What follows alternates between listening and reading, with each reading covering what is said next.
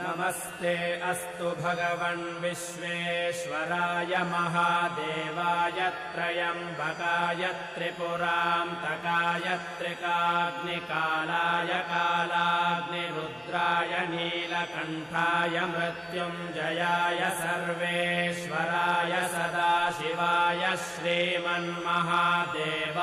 नमः। नमो हिरण्यबाहवे सेनान्ये दिशां च पतये नमो नमो वृक्षेभ्यो हरिकेशेभ्यः पशूनां पतये नमो नमः सस्पिञ्जराय द्विषीमते पथीनां पतये नमो नमो बभ्रुषाय विव्याधिनेन्नानां पतये नमो नमो हरिकेशाय